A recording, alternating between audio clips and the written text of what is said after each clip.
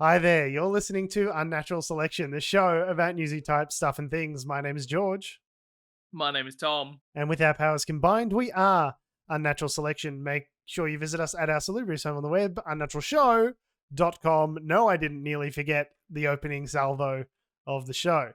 I don't think you nearly forgot. I thought you were, allowing the breathing room for Adam to introduce himself, which he did not because he is not here. Yep. Due to crippling illness that is not the Rona. We hope. Well, he's been tested, so. Yeah, but I guess, the wait for those results. But, so no, Adam is unwell. No, for a fact, it's not coronavirus. Oh, he's got the results back. Yes. Oh, okay, sorry. When we were texting this morning, I thought he was I've gone to get a test. But it's not important. Hasn't. It's not important. The point is, he'll be fine. He's fine. But he's not here. He's not here is the important part. I don't know how you got and how he managed to get another kind of like bronchial type illness, though. Like when you're at home all the time. I know it's like coronavirus. Okay, it's not coronavirus, but how is it anything else either? Like surely social distancing, masking, all that sort of stuff works on lots of other diseases as well. I don't know how you even get a cold in this environment. And that's what's bonkers actually. Like I know we've got other shit to talk about, but reminded me of a thing I read the other day that the flu has almost disappeared as a result in this past year. Like they were doing things like stats of case numbers of in 2019 there were reported like 30,000 influenza cases or something like that. Oh, it was probably higher than that. But then in 2020 that number was quite a bit lower, but still in the tens of thousands. But then this year, as up till August, I think when I read this, it was like 400. Yeah. And like practically nothing. And they were saying like, wow, so the flu kind of disappeared this year statistically. This is in Australia. But on the flip side of that, I think they were talking about how that means it'll kind of be really bad when it comes back. Well, yeah, potentially. I think like because of stuff like the flu vaccines are often predicting what strains are going to be problematic, stuff like that. So they're kind of missing maybe a lot of that data. But it was just interesting to think that us all isolating from this one like turbo disease has greatly changed other diseases. But how in the fuck Adam managed to catch something else, I don't know. Well, I'm glad we got to the bottom of that. That's good. We got to the bottom of that? I don't know. That's the news. There's your news story. The missing knowledge of my thoughts on Adam's health. It's great. It's important that we lead the show with that as well. You really start off strong, get the listeners' attention, and now that we've gotten your attention, we can move on to our second story. Not quite as important. Gladys. Yeah. Headline story. Adam's not here. Sick with something that's not COVID. Headline act. We're not like a music festival. We don't play it at the end. We play it at the start. Huge news. Hashtag breaking. Yep. 1,000 likes. Bang. That was it. Californication. You heard it. Yeah. Free bird. You got it. Yeah. You got it. So it's number 2 story. Gladys Berejiklian has resigned from the New South Wales Premiership. And the party. And Parliament. Not just her position, like Parliament gone. This was the big bombshell of Friday? Was it Friday that it happened? Yeah, I think it was Friday. Something to just cap off the week. I guess everyone loves a resignation or a firing on a Friday and also an ICAC announcement. I guess, they just try to squeeze it in at the end of the week. We got a stream. You got a stream. Yeah, well, I figured we'd play the clip and we can. I don't want to say enjoy. Am I petty for enjoying it? for drinking not the liberal tears. Okay. Let's play the clip. Let's see her have a talk about resigning, and then we'll talk about it. Good afternoon, everyone. I'm here to make a public statement and won't be taking any questions. I've had to make an extremely difficult decision overnight, but one which I feel obliged to do because of the love and respect I have for the people of New South Wales and the high regard which I have for the Office of Premier. I was advised late yesterday afternoon the Independent Commission Against Corruption will today release a public statement in which it will state it is investigating allegations made about me concerning matters relating to the former member for Wagga Wagga. As it is clear from the ICAC statement, the issues which it is investigating are historic matters that have already been the subject of numerous attacks on me by political opponents in the last 12 months. Many of the matters were the subject of questions I was asked by the opposition while appearing before an Estimates Committee hearing early this year. I want to be very clear.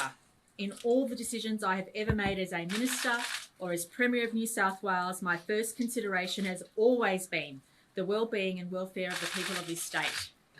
I state categorically, I've always acted with the highest level of integrity. History will demonstrate that I've always executed my duties, again, with the highest level of integrity for the benefit of the people of New South Wales, who I have had the privilege to serve. As the leader of the New South Wales Government, I have expected the highest standards of myself and my colleagues.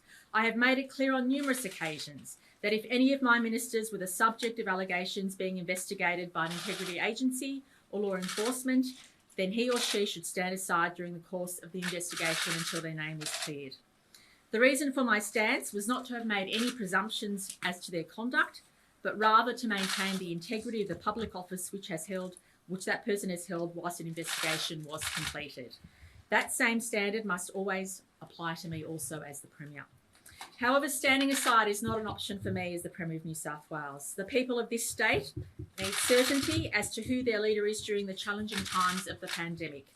I cannot predict how long it will take the ICAC to complete this investigation, let alone deliver a report in circumstances where I was first called to give evidence at a public hearing nearly 12 months ago. Therefore, it pains me to announce that I have no option but to resign from the office of Premier. My resignation will take effect as soon as the New South Wales Liberal Party can elect a new parliamentary leader. In order to allow the new leader and government a fresh start, I'll also resign from the New South Wales Parliament once I've consulted the Electoral Commission on appropriate timing for a by-election given the COVID restrictions. My resignation as Premier could not occur at a worse time, but the timing is completely outside of my control as the ICAC has chosen to take this action during the most challenging weeks of the most challenging times in the state's history. That is the ICAC's prerogative. Resigning at this time is against every instinct in my being and something which I do not want to do. I love my job and I love serving the community, but I have been given no option following the statement that's been issued today. To continue as Premier would disrupt the state government during a time when our... I think that's probably enough. Yeah. So she's resigned. That's a great screen grab of Gladys Berejiklian there. That's terrible. That is iconic. So she's she's resigning. Yeah, we talked about it previously on the show. The situation around allegations made about the former member for Wagga Wagga, Minister Maguire. Yes, I was going to say former minister, current duffel bag of shit, Daryl Maguire. Daryl, that was his name, Yeah. of which he and Gladys Berejiklian, it came out, were secretly in a relationship. For 5 years. For 5 years, and it raised questions about grants that were issued under that period, particularly for like a shooting club in Wagga Wagga. We talked about this a while ago. Gladys was the Gladys Berejiklian was the treasurer for New South Wales at the time, and there was just a lot of like, I don't know if this passes the pub test. Maybe we should look into this. They're officially looking into it. Huzzah! The system works. I remember thinking at the time, like, it was, I feel like it was before the sort of second wave of things really took off. And it just kind of like, it was a big news story for a minute and then just like got lost in the news cycle. And like periodically, I feel like I'd mention it on the show, be like, hey, remember how there was that whole thing with Gladys a secret boyfriend and like all of this allegations of corruption that we were just totally fine with, and it's just like, I guess nothing means anything, there are no consequences. Well, guess what, there were finally some consequences. I love the little like snide, it's just a resignation, right? There's no apology for the conduct, it's like, I'm resigning. That would be admitting guilt, right? Or fault. Attacks from political opponents. It's like, first of all, no one made her resign. Right? No, ICAC didn't put a gun to her head and said, you got to fucking resign.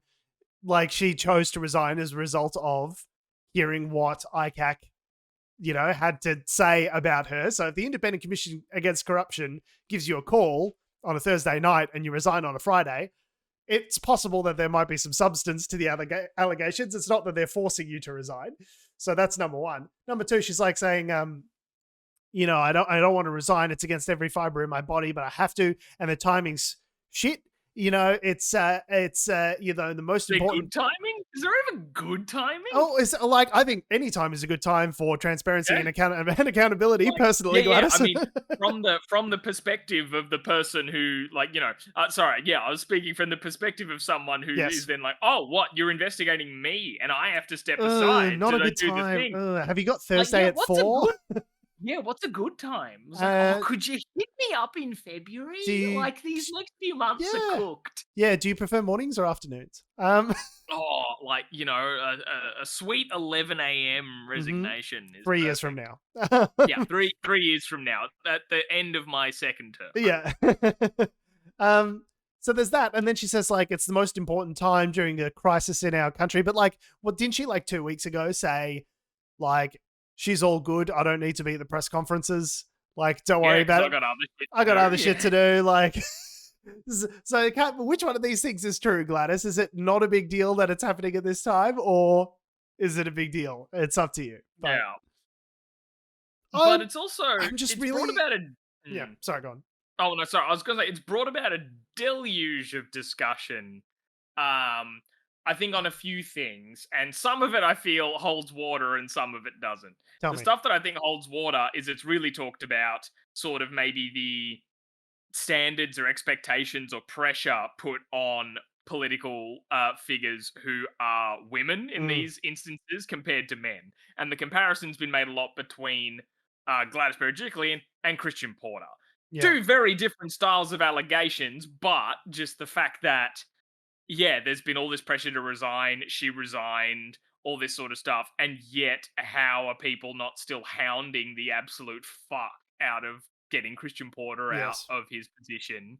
Yes, he dropped out of being on the front bench, but he's still fucking there. Like we said, it's okay, so no, that kind of conduct's bad for a front bench minister. Oh, but a backbencher can have allegations thrown about them. Fuck no, who cares? But the idea that it's as a backbencher, it's okay for you to anonymously receive $1 million from a blind trust. Apparently that's fine as a backbencher. No, totally fine. That's fine. Totally fine. I don't. But a front bencher. Oh no, we expect greater standards of our front benchers, like Barnaby. Be more like Barnaby. Yeah, with his what is he on his third marriage, second set of kids. So okay, so a few things there. I don't see it as a double standard. I think they're both terrible and should resign. Well, yeah, so that's the thing. No, there is no double standard here. Yeah. The double standard is that, the double standard isn't that it's no, we're not expecting... it's not the way around of, Christian hasn't had to resign, so therefore Gladys shouldn't, you sexist pigs. No, it's the other way around. It's Gladys resigned, and good. Now do Christian next. We should expect this level of quote-unquote integrity from him as well, and others like him. But then the other part has been the sheer number of takes from the media. I don't think I've seen this from individuals, but I guess my Twitter bubble is obviously very slanted. But throughout so many media outlets of the old, oh Gladys, we hardly knew ye. Now, how the mighty have fallen, taken from us too soon. The hero of the New South Wales pandemic has been forced out by this. There was something of she was such a good premier, and then a slip up in her personal life was her undoing. I'm no. Again, it wasn't the fact that she fucked that did this. What did this was the maybe corruption. Yeah, the alleged corruption. The having sex with Daryl Maguire was the least problematic part of this relationship. The sex itself was actually not the problem. It was the alleged corruption, the doing of grants, being made aware of allegations of corruption about her spouse, not declaring the relationship with this boyfriend in the first place. That sort of all stuff. Of these things are breaches of and that's the public personal confidence. Life stuff. That is part of your job. Yes. Like, that's part of your professional life rather than personal life, is declaring those sorts of things. So it's, it's the same as like when all this came out originally, right? The whole discourse was all like, stop having a go at her for having a sex life. I'm like, no one should be doing that. We should be having a go at the maybe corruption. First of all, gross. Second of all, that she has a sex life. Second of all, she's entitled to one, care. George. I don't care of you. I don't care about your weird, gross sex life. All I care about is, potential, misusing public money and being aware of corruption and not reporting it and all this sort of stuff. It is weird how forgiving journalists are. There's a lot in America. There's this phrase called the Beltway, which is like people in the like Washington DC media ecosystem, and they talk about like Beltway journalism, like the people that are in amongst the pollies, right, in Washington. And there's sometimes a Beltway consensus around pundits and commentators and all these people that are involved in the ecosystem that actually doesn't necessarily reflect the feelings of America at large. It's like people are in the bubble, right? Here we call it the Canberra bubble. And it definitely seems like in this respect that there's a lot of people that are just, a lot of journalists at least, that are in the Canberra bubble. Like they've just drunk the fucking Kool-Aid with Gladys Berejiklian. Like, Malcolm Turnbull, former Prime Minister, he's been an absolute messy bitch, shitting on the Scott Morrison government and their vaccine rollout this week.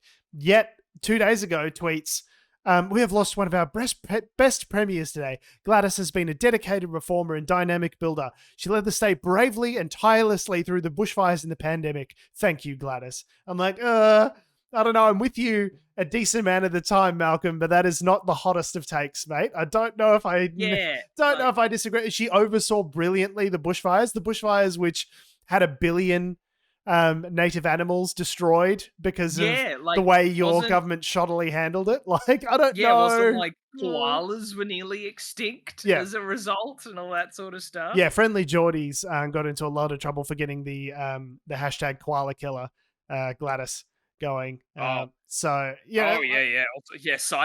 wouldn't want to be him right now, especially given, I assume, until there's a new leader of the Liberal Party, Deputy Premier Barilaro's in charge, who's already flexed some pretty serious power against him. He is, bad day to be a Friendly Geordies. But from what I understand, it's she's not going to leave until the next Liberal Party member takes power. So I don't think there'll be any do a by-election and stuff. I don't think there'll be any need for Barilaro to ascend, thankfully. But yeah, I don't know. It's just like there's this weird like media capture of all these journalists. They're like, "Oh, poor Gladys, she got done in by a bad boyfriend. Isn't it enough? Like poor Gladys, she's done such a good job." I'm like, has she? She kicked off this whole, lockdowns 5 and 6 here in Melbourne were kicked off because of, the spread that occurred needlessly. The late lockdowns in some areas and not others. Rules that didn't make any sense. Poor coordination. She's plunged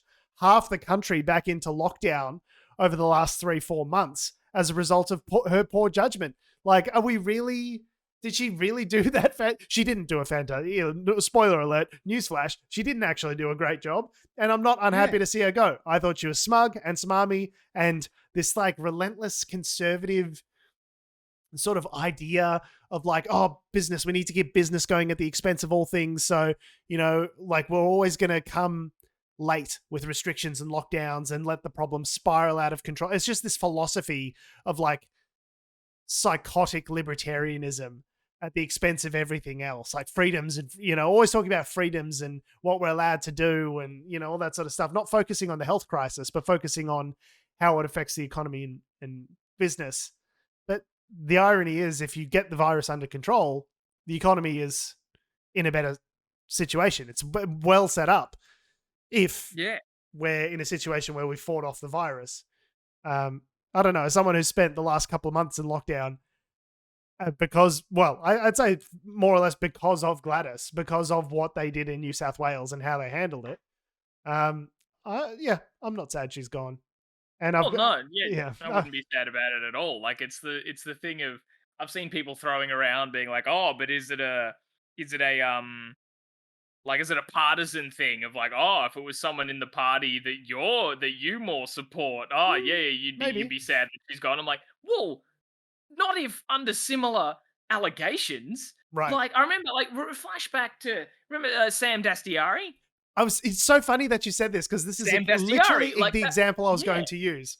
Yeah, Sam Dastiari, like with the allegations of corruption, or like at least he had a $5,000 legal bill paid for by a Chinese businessman. So fun like misappropriated, sort of like accepting funds that he shouldn't have, and like just things that again just don't pass the pub test, all that sort of stuff, and having to step aside. The reason I was sad about that one was it was I always thought he was one of the good ones. And then I learned about the alleged corruption. Yes. And I'm like, all right. Yep, all right, he's gone, and that's the right thing to do. Yeah. Like, so, the fact that people are saying, oh, this is a partisan thing of, but if Gladys was on from the party that you're from, you would be so sad and care about that, oh, she's being hard done by. I'm like, no, not under the same corruption allegations. Yes. I had what? Yeah, it's not the same thing. It is like and the thing is, like, when Dastiari went, I was like, yeah, that's the right move. Like, he has to go. Like, that sucks, because I thought you were better than that. But like, no one was like, oh, poor Sam. Oh, he's such a good guy. Oh no, we got to let it. And it's just like, no, you fucked up, and these are the consequences. And I was like, I wasn't happy to see him go, but I was like, yep, well, that sucks, but that is a fair, proportional. Yeah, that's the right thing to do. That is the right thing to do. I had I guess I'll call him a friend of mine, who messaged me, saw all the Instagram stories I was putting up in memes from The Simpsons about Gladys Berejiklian resigning. And he said to me, like, how is this different to when, Dan Andrews let hotel quarantine last year get out of control and people died, and, blah, blah, blah. Isn't that the same thing as what's happened here? And I was like, well, no, because one is an error of omission and another is an error of commission. Right. So if you weren't good enough at government that a situation spiraled out of control and things went badly, that sucks. That's not very good. Right. But it's not the same thing as, corruptly directing grants full of public money to your mates in marginal seats to help get them. Like, it's not the same thing as corruption. There's one thing like saying that there are certain areas of the response that could have been better. And my response is always like, if government isn't working, let's make government better. Either let's get better people into those positions, or let's improve the processes. Let's put guardrails in place. Let's get a federal ICAC as well to make sure that this kind of commission against corruption happens on a federal level as well, not just on a state level. Like, let's improve the process. And it feels like to me the conservative position is like, well, there was this one example of things going poorly, so let's dismantle the whole system.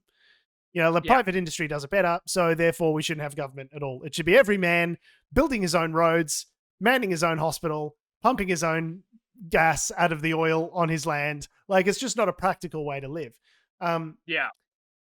It's not the same thing. But if Dan Andrews was credibly accused by ICAC of this level of corruption, I would be like, man, that sucks. He seemed like a nice guy, but like, I want you to go now, please. Like, you are not in a position of public confidence. It just seems like this is what we need for democracy to work. We need transparency and accountability. If these things are alleged, they need to be fully investigated. And if they're found to be true, people need to lose their jobs and maybe go to jail.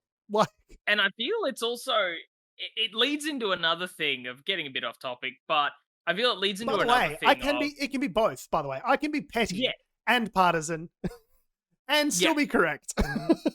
I can still be right. I can still be a petty dickhead and still be correct. Okay. Oh, well, personally, that was my thing of. I personally don't like Gladys, and also she is wrong and needs to go.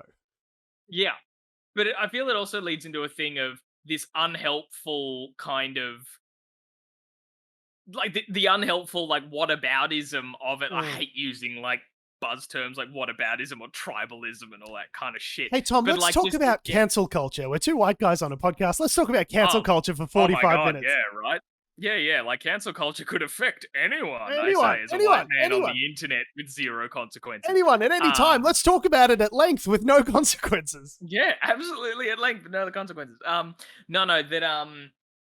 that people would bring up, but but what about if it was someone from your side? Or what about, how about this other person who's doing it too? It's like the very fact that person, or like either the hypothetical of someone else doing it or of someone else doing it, does that change whether or not it's right or wrong that the other person has? Like, right. That's the weird thing that I've sort of seen thrown around, like not just in this issue, but in so many issues of just like, but what about if one of your guys did it? I'm like, yeah, that'd be bad too. It's still corruption. That situation isn't happening in front of me. Yeah. So like, where hypothetically, that's a hypothetical right now. But at the same time, it's like, does the fact that, or when they say like, whenever I've criticized maybe the coalition for doing something and they're like, but like Labor thinks this bad thing. I'm like, yeah, okay, cool. But does the fact that Labor think that bad thing change right what the coalition thinks about that other thing? Like, that was the example when it was. Sorry, I just remembered where this thought first came from. When Brittany Higgins and Grace Tame and all the when the discussions around all the sexual abuse happening in Parliament House. Yes, people were talking about it so much focused around the current government, the coalition, and what they did know or didn't know and all that sort of stuff. And people saying, you'd be naive to think that there's not Labor people doing this sort of stuff as well. Don't come attacking at the Liberal Party. I'm like, the fact, like, if the Labor Party are doing it or aren't doing it doesn't change. Still bad, yes. what's happening. Like, it's like, okay, cool. You could tell me that, like, Labor Party staffers are equally as awful and abusing women in Parliament House. That doesn't change how I feel about how bad it is that the coalition are doing it. Yes. It's bad. Like, yes, we just know about this one, so that's what I'm talking about. I'm talking about the facts that I know about, rather than hypotheticals that I don't yet know about that could be facts or might not be. But if they are facts, doesn't change anything. The reason it bothers you, and it bothers me as well, is because it's not a good faith argument. The whole point is to distract attention from... Exactly. It's a partisan deflection. Say, well, your side does the same thing, so therefore they're just as bad as each other. Therefore, I don't need to think or reflect on my actions or my allegiances to a party that allows this in their ranks, and therefore I'm still a good person because everyone's just as bad as each other. It's very much a let's cancel out sex, like, going back to that example of like, okay, so we've got like the huge sexual abuse problem. Well, if they're both doing it, we can just cancel that out and accept that both do it. So let's base my voting decision on other things that they talk about, because we can just take that out of the equation, because I don't want to think about that. Yeah. That's icky. Yes. But it's also very confronting to consider, and maybe you should fucking think about it. But there's also, like, it seems to me regularly there's one side of politics for whom, that they hold themselves to a higher standard, and it seems to be the left. The left seems to be the one that we always, like, do you remember in America, there was, what was the name of that senator? I forget his name. He was... Bernie Sanders. No. He was a former comedian. It's going to bug me. A senator who was a former comedian. I'm sorry, I can't help you. Like, this isn't ringing any bells for me. I feel like I'm failing you. Not Al Gore, god damn it.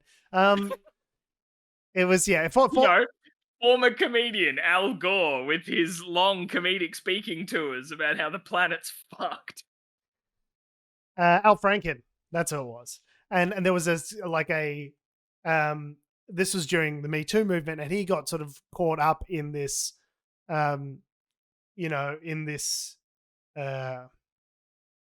this moment, I guess. And, there was photos of him kind of like a woman was asleep, and he's like, kind of has his hands around her tits as though he's like honking her tits sort of thing. Oh, Jesus. But it's like, obviously inappropriate, and, and he apologized for that. And he ended up resigning, right?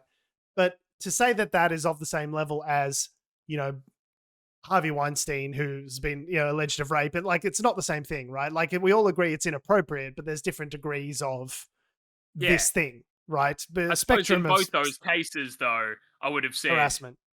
You shouldn't be doing, like, it's like, he was a politician. You should resign. Maybe not be a politician. The point was... Harvey Weinstein should go to jail. Yes. Like, it's the... It's the scale of right. I see what you mean. The point that I'm making there is it was coming around this whole time when, the Democrats were like, well, should we force him to resign or not because we need him strategically? But like, should we allow this to happen, sort of thing? And it's like, and he did resign because it was like, yeah, because the Democrats are always the ones that need to do the right thing and have the moral high ground. And, like, it seems like whenever it's the other side of politics, whenever it's the conservative side of politics, when you got Donald Trump, he's just Teflon Don. Nothing sticks to him. It was like 12 different women who credibly accused him of sexual assault. When like Bill Clinton gets a blowjob in the Oval Office, there's a whole fucking, Starr report and all this sort of stuff. There's a commission, there's investigations, the FBI's involved, like it's a whole fucking thing. But, when Donald Trump is credibly accused of, rape in some instances or at the very least sexual harassment, we've got him on tape saying he grabs people by the pussy. Like, that gets nothing sticks to the conservative side of politics, but the Democrats need to be the ones that, the left always needs to be the bigger people and take the high ground and resign. And, it's infuriating that there's that claim that both sides are worse, as bad as one another, when there's like clearly one side that's working harder to address these issues than the other.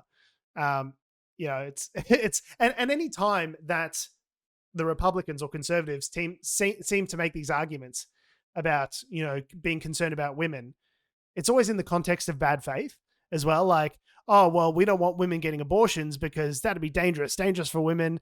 And that's why we don't want women getting abortions. It's like, no, you just don't like abortions and you're using the argument of women's safety as a fig leaf to cover your actual intentions. Right. It seems like it's especially always... because you can flip that to be like, well, actually allowing abortions increases women's safety in a lot of other ways. Yeah, but it doesn't.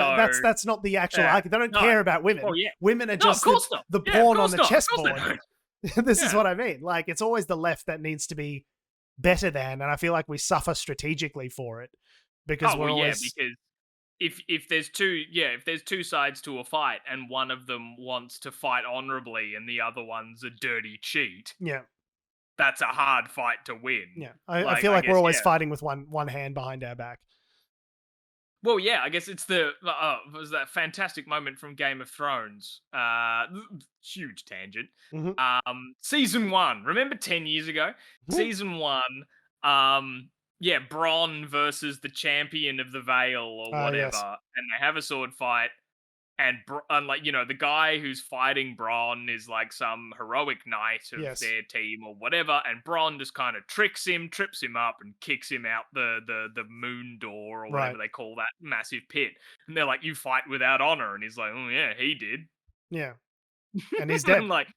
And he's dead, and I'm here. So yeah, it's that thing of like, when you are two sides and one is fighting with honor and one isn't, like, and same with the Trump examples of just when you truly decide that you are soulless and none of this matters, if you are able to sleep at night just pushing all this forward and just like accepting your evil nature, that's just what they're gonna do, and that's what you're up against, and it's fucking hard. It sort of relates to another fight that's going on in Washington at the moment with Mitch McConnell and the Republicans and the Democrats. I was going to say arguing over the debt ceiling. There's not an argument. There's not an argument to be had. It's that Congress has authorized whatever spending that they've authorized, and the Republicans, the House and the Senate have approved these bills. And the Senate have approved these bills have been approved, that we know that they're going to cost X squillion amount of dollars. Like $3.5 trillion or something? No, well, we're not talking about the infrastructure package hasn't passed. That's a whole fucking other thing. That's a whole episode. I'm just saying, any bills that we've passed previously, like, have been passed by both houses of Congress, right? So, good to go. They're good to go. The spending has been authorized. What the debt ceiling is actually paying the bill, right? Allowing the money to be borrowed to pay for the spending that we've already authorized. And the Republicans don't even have anything that they want this time. They just don't want to help out the Democrats. So they're threatening to shut down the government not allow the debt ceiling to be raised. It would cause financial Armageddon, impact everyone's interest rates, downgrade the creditworthiness of America's bonds in the international markets. Like, it would be an unmitigated bad thing. And they're just like... And they're just happy to do it. They're just happy. They don't even... Just to be petty. Even like in 2011, when they did it under Obama, it's always one side. It's never the Democrats that argue about raising the debt ceiling. It's always the Republicans. And it's always for like... At least in 2011, they wanted something. They're like, yeah, Obamacare, and we're going to shut down the government if you do Obamacare, and fuck you. Now they're just like, you're Democrats, and we're not going to help you because fuck you. Like, and isn't it also, like, I'm not fully across like who's voting yay or nay for what, but I thought, isn't it people like Joe Manchin and all that are also just being a huge fucking pain in the ass? Because it's like, not only have the Republicans all like fallen in line to fight to fight this just for pure spite. That then people like Joe Manchin who are like, I'm a Democrat, but I'm basically a Republican, sort of thing, have just been like, oh no, I don't know. But if he just also worked with the Democrats, they would just have the majority because they fucking have the majority in all three forms of government. Yes. Yeah, it's a simple majority as opposed to a super majority. So they've got 51 with the tiebreaker of Kamala Harris in the Senate, which means this is the filibuster. It's the filibuster. It's always all roads lead back to Manchin. All roads lead back to the filibuster because they won't get rid of the filibuster. They can't just unilaterally raise the debt ceiling, or even, they're talking about putting in the reconciliation bill, basically just abolishing the debt ceiling. This is a dumb thing that just happens every couple of years where they need to stop. They need to like halt government. One party puts a gun against its head and is ready to kill the hostage. It's ready to kill the hostage, which is itself. And it just causes which is its own voters. It's just a nonsensical thing that there's this thing that exists. The like government worked, the spending was approved by your legislative body. You don't get to not pay the credit card bill just because you don't like it. You don't like the other party's in power, essentially is what it comes down to. So they've put together a continuing resolution which kicks the can down the road until December. And then there's also like other expenses which might run dry sooner than that. And so an interesting proposition which has been put forward, like that is a really good example of one party just like not playing fair the whole time. Which is what we were talking about before, but also brings us to this next story about the $1 trillion coin. Oh my God. I first learnt about this past week, though apparently it's been talked about sort of previously. And we've talked about it previously of how money isn't real. Like, basically. Really, when you think about it, like now that especially because we've digitized everything and nothing has to actually be produced, physical cash in hand or whatever, money isn't real. And we can just approve money for almost anything. Like, inflation's a thing, but if you want universal healthcare that no one has to pay for, you can snap your fingers and do it. It's like, it can have ramifications, but it's not that there's not enough money. We can actually decide how much money we have. So, but and they're arguing over a spending bill. So there's a weird solution that sounds like, I think my partner Alice put this really great. She was like, this sounds like a solution to this problem that I would come up with drunk at an open mic, not bringing my A material. That like, your problem is, we can't, we've got too much debt and we can't approve raising the debt ceiling. So we've got to pay off our debt. How do we do that? It's not to pay the debt, to be clear. Wasn't it to lower the debt? Like, no, it's got nothing to do with the debt. And see, this is why it wouldn't be inflationary. Explain what the proposition is. This really shows, like, before you say it, I just want to say this shows more that money is make-believe and nothing matters. Poverty is a choice made by the rich. Yes. Yeah, more or less. To keep, I remember that, that article that I mentioned from The Conversation a couple of months ago, where this economist was basically arguing like, hey, the reason we have homeless people and unemployment is basically to keep inflation low. Like it's like there is an elite, in the people that design policy and rich people that have chosen for things to be this way in order to basically make sure that there's no wage growth. And, I was just like, oh, that's when you frame it like that, that's fucking terrifying. So, okay. And here's another example. The $1 trillion coin. So basically what the Treasury could do is the president can issue commemorative coins, right? So here's a coin of me, Joe Biden, old father time on this coin. It's worth $5, right? And you can buy this. Yeah. Okay. Yeah, it's like the Mint in Canberra does a similar sort of thing. I don't know if you've ever been to the Mint, George. No, I haven't actually. But no, I remember going way as a kid.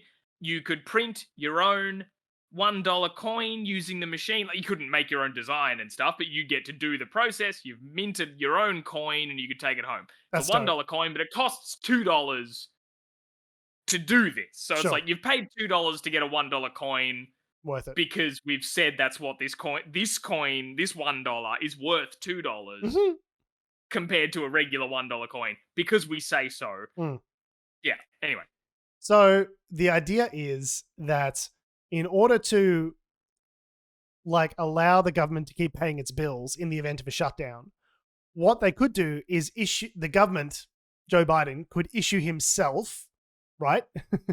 Could issue a $1 trillion commemorative coin. You just go, this is the Joe Biden spectacular, or 100 trillion, or whatever you want to call it. Money is meaningless. Nothing means anything. They could then deposit that coin within the Federal Reserve, and then you could use that money to allow the government to keep paying its bills. So that could be interest on the debt. That could be, just day-to-day functioning of government. Just we're moving money from this side of the ledger to that side of the ledger. And because it's not just $1 trillion that's being dumped in the economy, it wouldn't be inflationary. It's really just saying it's just changing a balance sheet and changing the amount of money that you have going out the door. Does that make sense? I think, yeah. And it's like I just used a cheat code on my bank account and now I have an extra $1 trillion to pay my bills out of. Yeah, and that's the thing. The part that breaks my brain on this is like accepting the idea that money isn't real is one thing, and that we've made it all digital, and you could just go, how about I just add a 0 to the end of the amount of money that we have in the beep boop computer, and suddenly we have more money. Literally how it works. The Federal Reserve literally puts a bunch of stuff into the computer and money is created. That is literally. And they can just go beep boop and we have more money. But they're gonna. No, they're not going to do this that we know of yet. It's just an idea floated around. But this idea would involve making a literal coin. It's one thing to be like, money's digital, we can just add some zeros and we have more money, capitalism's fucked. But it's at the same time to just go, all right, well, we need more money. How do we get more money? It sounds like the kind of idea that a child would come up with of can't you just decide to have more money? Yeah. Why don't you build something and it's worth this amount of money and then you just give it to the other person, not factoring in that's why I say it's like a child, because a child wouldn't think of, but what about the cost of the materials to build the thing or the wages of the person who has to build it? Ignoring all that, it's let's just build a coin out of platinum and then suddenly we have $1 trillion and then our problems are solved. I'm like, how is that how this works? My head hurts. I mean, it's madness, George. How is not everyone furious? How are we not burning the world to the ground? How is this a thing? That how is everyone arguing of it's not my responsibility to pay for other people's healthcare, or that people don't have homes, or why is it so hard for me to get a home loan, or whatever, when we can just go, you know what, let's just have more money. And not just in a beep boop digital sense. They can just go, well, we've just got $1 trillion now, when we've just gone through this whole rigmarole to be arguing of whether or not we should spend $3.5 trillion in the States, when they can just go, why don't they just make a commemorative coin that's worth $3.5 trillion? Yeah. And use that to pay for the things? Yeah. Why does it have to be $1 trillion, George? It doesn't. It could be. Why can't it be $1 trillion? Yeah. And we solve all the problems? That's the kind of lunacy that this is. Okay. So I realize that in talking in talking about the $1 trillion coin, I seem to have let Eat the Rich Tom out of his box. But is running mad. He's taking the reins. He's lost the plot. Hey Tom, where's the plot? Oh, you've gone quiet. It seems like your mic's died there. So. Oh, has it? Did I knock it off? Yeah, there you go. I might have bumped the mic. So it is kind of an accounting gimmick. It's not really a thing that is being seriously considered and could actually happen. But I guess it's more illustrative. It's kind of a loophole. It is sort of a thing that, like, I guess could feasibly happen. No one could stop it from happening if they really wanted to do it. It's not the done way of doing things. That being said, it does kind of illustrate the idea that money is kind of fungible, right? That money goes in and money goes out. You don't know if it's the same money that goes out as the money that went in. Like, it is all sort of a mystery in a sort of sense. And I guess it's one of the things that's made modern monetary theory much more popular in the last couple of years, is that this idea that, hey, you know, inflation doesn't really behave the way that we thought it would. If you introduce extra money, the same, you know, additional money chasing the same amount of goods, you know, results in increased prices. It hasn't really been that way for the last 20 years. And economists don't really know why.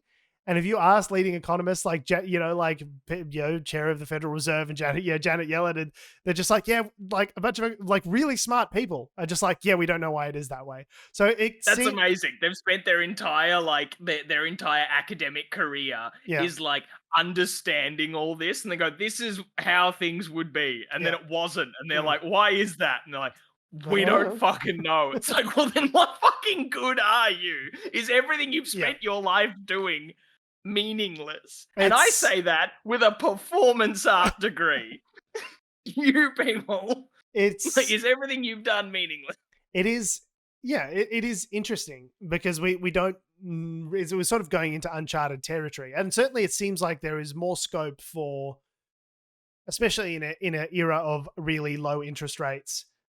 It seems like there is scope for, you know, increased spending, and maybe using that spending rather than spending, you know, $100 billion on submarines that we don't fucking need and can't use for 2 decades. Maybe we could spend that money in a way that actually improves our country and improves the world. And it couldn't hurt. You know, like it shows to me that there's money enough for all of the things that we want. We just need to choose the things that we want.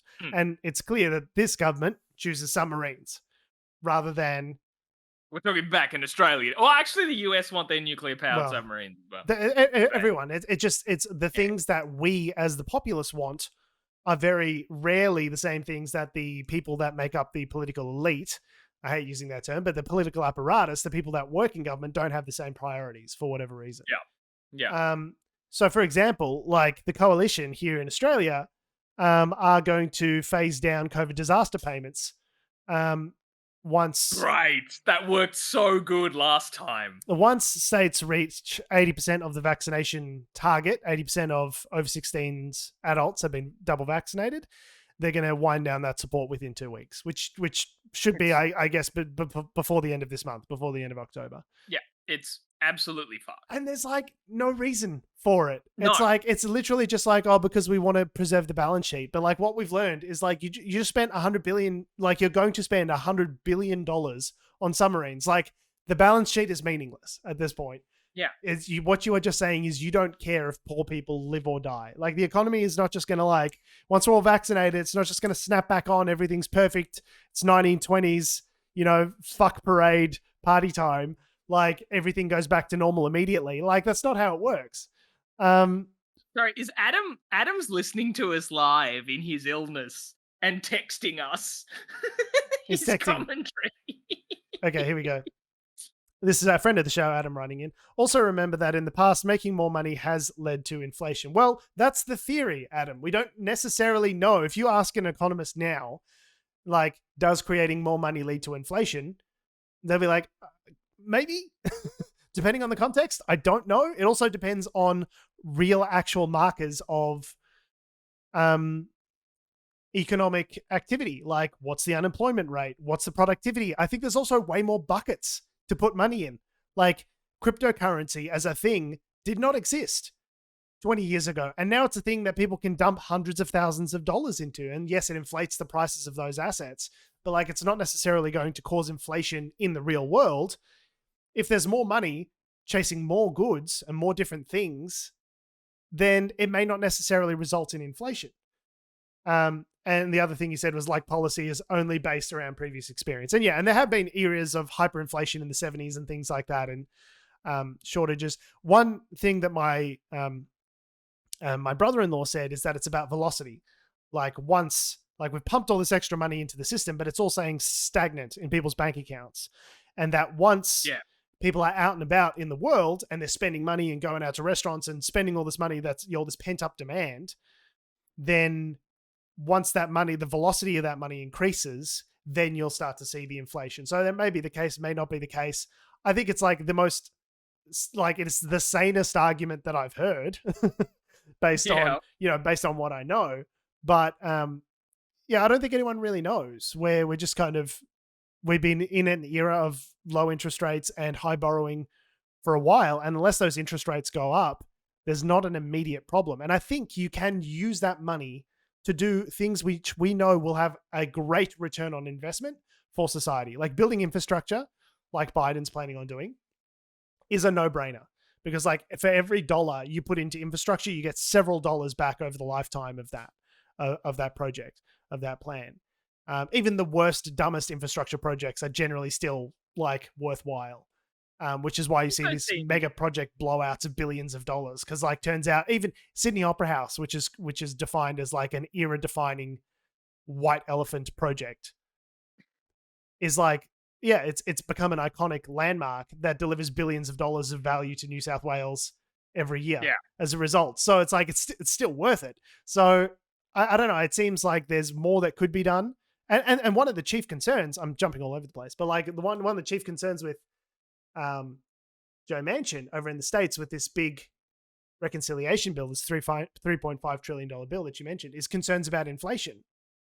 But like, when you can just drop $1 trillion coins with no inflation, who the fuck cares? The Republicans a couple of years ago did a $2 trillion tax cut under Donald Trump. Like there was no talk about inflation then. Nobody gave a shit. Nothing changed. Like it seems like for all the things that we want, hospitals, education, childcare, those sorts of things, too expensive. That's going to be inflation. But just a big, Republican donor relief fund of $2 trillion. That's fine. Sail through. No issues. No worries. So I don't know. There's a real hypocrisy there from the conservative side of politics. It's like tax cuts. That's not inflationary. That's totally fine. That's money that we're releasing out into the economy, into the pockets of private business. Would be as much of an inflationary pressure as anything else, you would think, and but it hasn't seemed to have been. So, but the government deciding to be jumping back to Australia of like, we're going to wind back support payments for COVID. We can talk about it's monstrous money theory and economic policy and all that sort of stuff. But really what it is it's the gun to the head of states, like being like, don't you dare lock down if your cases go out of control. Like just like, rather than, hey, let's make sure we've tackled the problem that leads to lockdowns, they're just more like, don't lock down because you won't be supported. And the result of that is that people who aren't like the state government that you are holding, that you are trying to strong arm, will die. And like, just think about that for a second. The government is like, not so much in like, regardless of whether or not it's catching COVID and dying of that, it's no. So people won't be able to work. Like, if you lock down for people's safety, these people won't be able to work, and we just won't give them money, and we'll just let them starve. And what you want to do? You want to eat premiers of the world, some dust, tasty dust. It's like, we'll just let people die. So you're like, here I am, Scott Morrison, happy to let people die. And the way that'll happen is if you lock down. So now it's on your conscience whether people die rather than mine. Seems to be this thing. The federal government is like, let's remove our conscience from the equation. It's all on the premiers of the states conscience. I just don't understand how do you expect people to live if you're in a situation where you're not technically in a hotspot anymore, but like there isn't work. Say you're on a temporary visa, you can't get job seeker or anything like that. What are these people meant to live on? They're just meant to they're just like, well, shouldn't have been poor. I hope you have a nice death. Like, it's just pretty much. Yeah, you're like you're being facetious with that, but no, that's it. That's it. These people are monsters, George. Yeah, it's just unconscionable, and it's also like counterproductive as well. Like, if what you're concerned about is the budget and public services and money being spent and all this sort of stuff, it's actually a more cost-effective system to be humane. It is more cost-effective to give people money, have them stay in shelter, have them have homes, right? It means they don't become homeless, they don't develop any drug or alcohol abuse issues, that, you won't have deaths of despair, you won't have people, turning to crime in order to live. Like, there is a very easy to visualize pipeline of desperate people turning to desperate measures, and they're just like, how about we just ignore it? And maybe if we ignore it, then it won't happen. It's not our fault. How about we just don't do that because we're completely craven and monsters? Yeah. I don't know. I really want to. I really do try to see the other side of it. Like, I want to see the conservative side. I want to understand what they're thinking. But it's at times like this where it's like, no, like we said last time, the pandemic is not over. You can't just pull the rug out from under people while the pandemic is still raging, while lockdowns are still happening. You can't withdraw support. You probably need to have support going for at least a couple of weeks, maybe a month or two after the point where you think, like, actually, I think we're good. Now, like, things are back on track. Jobs are starting up again. Things are going good. Now we're going to start tapering down support. By announcing it, they're just talking about saving a few zeros on a spreadsheet at the expense of, like, consumer confidence. If nothing else, like, people only spend money and do things if they're confident they're going to have enough money in the bank to make it, through the next couple of months, the next couple of years. By allowing that support to continue, you would be signaling to people, like, yes, it's okay to go out and spend money and do things because there's going to be money coming. You don't have to worry about it. Like, it's such a short-sighted. It's like, is it because we can get back to surplus in 11-1 months instead of 11-2? Like I just don't understand the reasoning of. You're about to go into an election. They're likely about to call another election.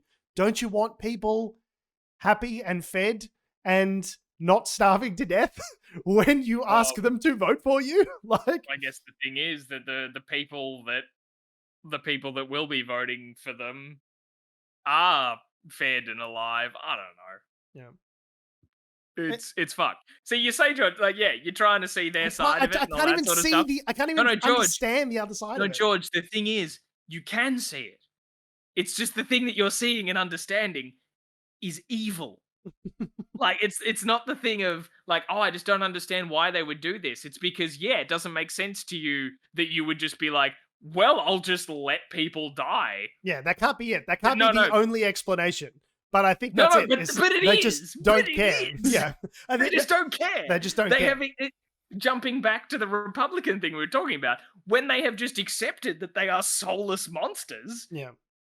It just works for them. Yeah, we'll ban abortion in Texas, and it doesn't matter that people are going to die as a result of it, or we just don't care. We just don't care if those people die. Fuck them. Yeah. When Scott Morrison realized he could still sleep at night and not care about poor people, that was it. It was done. He's done. Like, it's stick a fork in him. He's cooked. Nothing will ever change. But he is more than welcome to come down here and eat my ass. Yes, as you've said multiple times. Offer still stands, Scotty. In our final example today of the Liberal and National Party being a bunch of spineless amoebas who hate people and don't believe in things, the Victorian opposition, being the LNP, as it turns out, quietly promised the Australian Christian lobby and other faith groups that it would amend new laws banning gay conversion therapy if it won next year's state election. Although, I actually saw this morning someone sharing that Matthew Guy's official Facebook page, have you seen the meme going around? Or, meme's the wrong word, but the post going around that was just like a thing saying, like, the Victorian Liberals have said they want to bring back conversion therapy. Read that again. Yes. Yeah. Matthew Guy, the new leader of the Liberal Party after ousting Michael O'Brien, who himself ousted Matthew Guy because, hang on, isn't it only Labour who does that? Anyway. You did it. You did, Tom, you just did whataboutism. You did it. I did it. I just did whataboutism. Oh, fuck. I'm a monster. Yeah. But anyway. Yeah, his official Facebook page shared in the exact same format, like the background and text and everything, saying the Victorian Liberals will not bring back conversion therapy. Read that again. And I'm like, okay, good. But I'll believe it when you're in charge again and you still don't do it. Forgive me for not having faith in you, you prick. Well, it all started because there was an article written about the whole thing several weeks ago, which from The Age, which kind of went by unnoticed largely by the media environment, given everything else that's going on. And there was a Instagram page called The Virtuous Victorian, which sort of highlighted it and put it in that, that sort of purple background. Instagram colored background where they've got the text on the color. And Matthew Guy himself, or whoever runs the social media, was actually responding to that page being like, nah, this isn't true, blah, blah, blah. And it was them pressuring him to make a public announcement that then got them, the LNP, to issue that post saying, we publicly say that we're not going to do it. But it's been confirmed from multiple LNP leaders who are at this meeting of the Australian Christian Lobby that was the undertaking, that they were going to reverse that. So that they were talking about it at least. No, that there was an undertaking from the government to, when we are in power, we will reverse this law on gay conversion therapy. And so there was an Instagram page hassling the new opposition leader that made him publicly come out and say, this is the official position of our government that we won't restore conversion therapy. But as you say, Tom, not that they're likely to get in at the next election anyway, because it's a bunch of monkeys trying to hump a doorknob, the Victorian Liberal Party at the moment currently, which I'm thrilled about. I'm thrilled that there's a bunch of comically inept losers on the other side of the aisle for a change, as opposed to on our side. It sucks when they're our monkeys. I would love...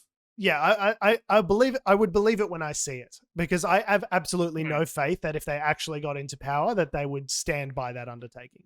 Oh yeah. That's the thing. It's because I know people can point to saying, oh, they've publicly said that they won't do that. I'm like, okay, so all right, I'll accept that they've publicly said it, but it's the thing of I just don't trust them. Yeah.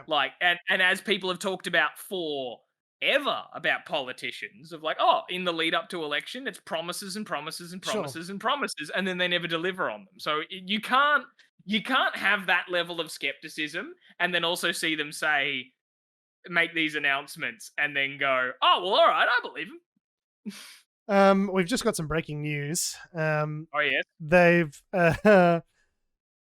so this is from a 7 News political reporter, Alex Hart, saying that the New South Wales Premier is likely to be Perrottet.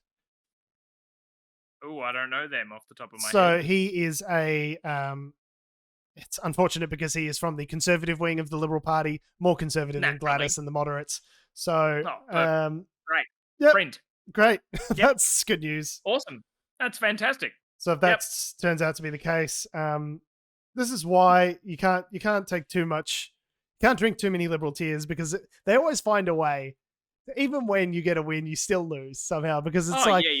The person you dislike goes away and then they're replaced by a worse version of that person.